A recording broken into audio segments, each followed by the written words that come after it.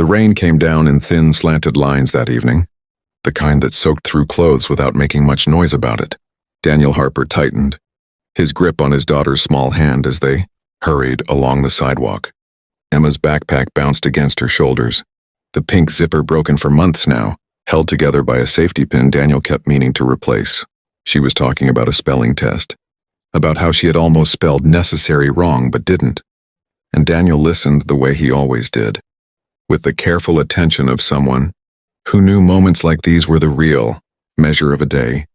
Since Emma's mother passed away 3 years earlier, these walks home had become sacred ground for him, a simple routine that kept his world from drifting apart. They were cutting through a quieter street to save time. The streetlights flickered, casting uneven pools of yellow light on the wet pavement. Daniel noticed the alley halfway down the block, noticed the raised voices, sharp and urgent. He would have crossed the street if he could, but Emma suddenly slowed. Ahead of them, near the mouth of the alley, a woman stumbled backward, her heel catching on the curb. 2 men stood too close to her, their shadows long and crooked against the brick wall. Daniel felt his chest tighten, the instinctive alarm of a parent who could not afford to ignore danger. "Daddy?" Emma whispered, her voice small and frightened. She tugged at his sleeve and pointed. "Please help her." Daniel didn't think of himself as a brave man. He worked maintenance at a mid-sized office building, fixed broken doors, replaced lights, kept his head down. He had learned to be careful, to avoid trouble, because trouble took time and time was the one thing he never had enough of. But when Emma looked up at him like that, eyes wide, belief shining in them, something steady and unyielding settled into him. He squeezed her hand once. "Stay right here," he said quietly. "Don't move." He stepped forward, his shoes splashing softly. He didn't shout, didn't run. He just spoke, his voice carrying more authority than he felt. "Hey, that's enough. Leave her alone." One of the men laughed, a short, ugly sound. "Mind your business," he said without turning fully around. The woman's eyes met Daniel's. They were panicked, glassy, pleading. "Please," she said, barely audible. Daniel took another step closer. He could feel Emma behind him now, feel the weight of her fear, and that made his voice firmer. "I said leave her alone." What happened next unfolded quickly, but not chaotically. One man lunged, perhaps expecting Daniel to flinch, to back away. Daniel didn't. Years of fixing heavy equipment, of lifting and bracing and reacting to sudden shifts, had given him a body that knew how to move under pressure.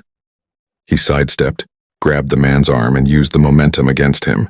The second man rushed in, swearing, and Daniel reacted again, keeping his movements tight and controlled, doing only what was necessary to put distance between them and the woman. It wasn't a fight the way movies made fights look. There were no dramatic flourishes, no triumph. There was only urgency, fear, and the singular goal of stopping the threat. In less than a minute, both men were on the ground, stunned and scrambling, more surprised than hurt. Daniel backed away immediately, his hands raised, his heart pounding in his ears. "Go," he said to the woman. "Now." She didn't hesitate.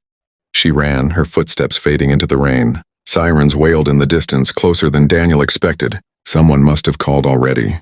He turned back to Emma, who was exactly where he'd left her.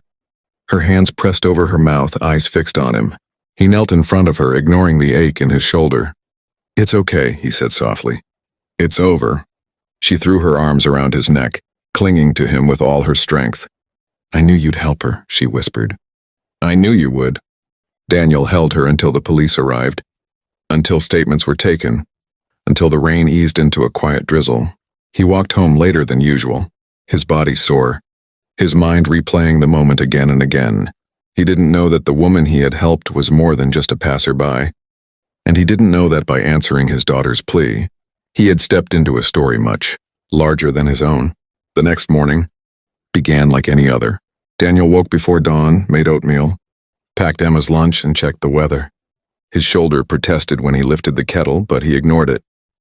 Pain was an old acquaintance.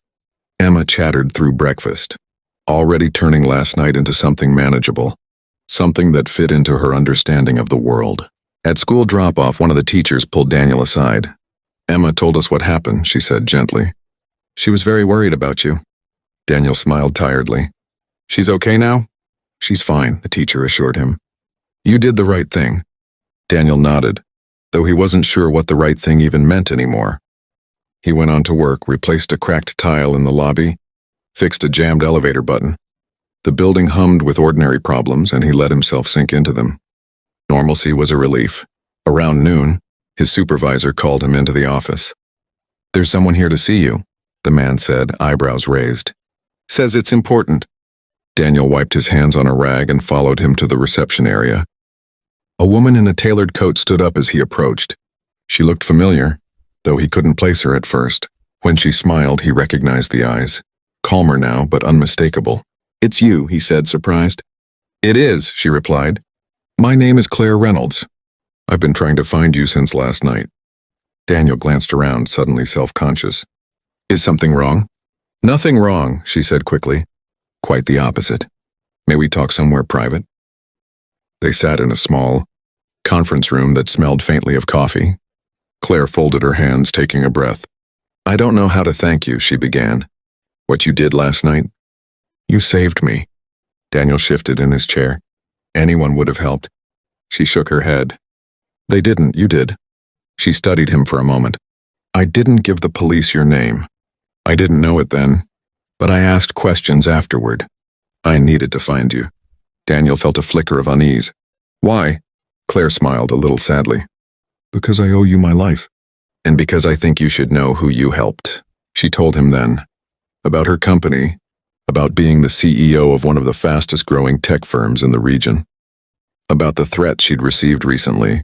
The reason she'd refused a security detail that night, wanting just one normal walk after a late meeting. She spoke plainly, without drama, but the weight of her words settled heavily in the small room. Daniel listened, stunned. The woman he'd pulled from an alley was someone whose name appeared in business magazines, whose decisions moved markets. It felt unreal, like a trick of perspective. "I don't need anything," Daniel said when she finished. "I didn't do it for—" "I know," Claire interrupted gently. "That's why I'm here. Not to offer a reward like this is a transaction, but to ask how I can help you." Daniel hesitated. Pride flared instinctively, the urge to refuse. But then he thought of Emma's backpack, of the overtime shifts that barely covered rent, of the future he worried about every night. Helping didn't always mean doing everything alone. Sometimes it meant letting someone else in. "I have a daughter," he said slowly. "She's everything to me. I just want to make sure she's safe, that she has opportunities." Claire nodded. "Then let me start there." The changes did not arrive all at once. Claire did not sweep in with grand gestures or public announcements. Instead, she moved carefully, thoughtfully, the way someone did when they understood that dignity mattered as much as assistance. Within a week, Daniel was offered a new position at Claire's company. Not charity, but a role tailored to his skills and interests, overseeing facilities and safety. The pay was better, the hours more predictable. When Daniel hesitated, worried about qualifications, Claire waved it off. "You handled a crisis under pressure," she said. "That's a qualification you can't teach." Emma noticed the differences first. A new backpack appeared one morning, sturdy and bright.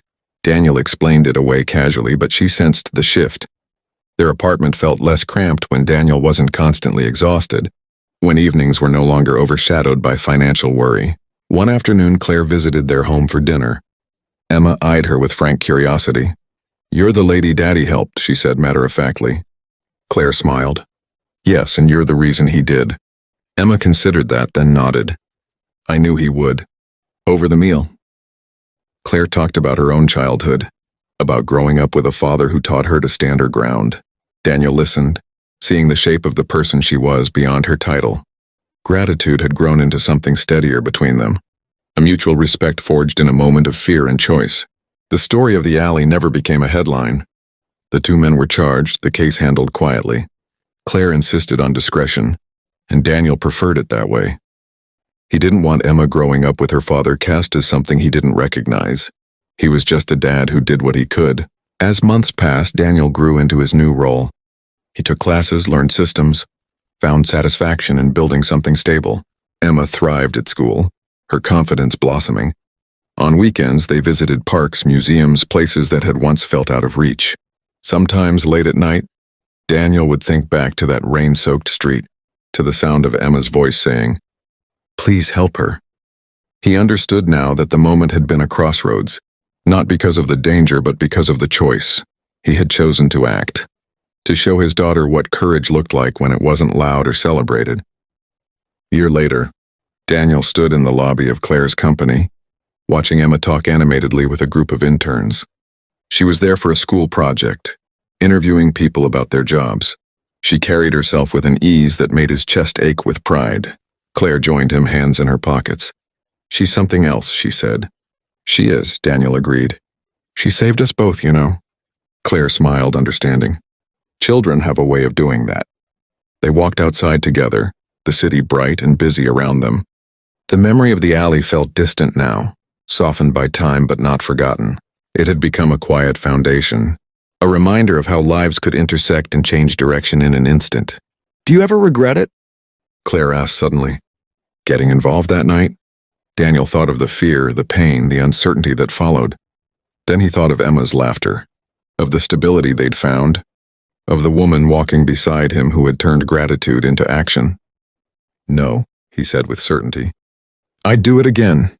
That evening, as Daniel tucked Emma into bed, she looked up at him sleepily. "Daddy?" "Yes, sweetheart." "You helped her because it was right," she said. "That's what you do." Daniel kissed her forehead, emotion tightening his throat. "And that's what you'll do too," he said. Outside, the city lights flickered on, one by one. Somewhere in the distance, rain began to fall again, gentle and unthreatening. Daniel watched it from the window, holding on to the simple truth that had guided him all along. Sometimes the smallest acts of courage, born from love, could change everything.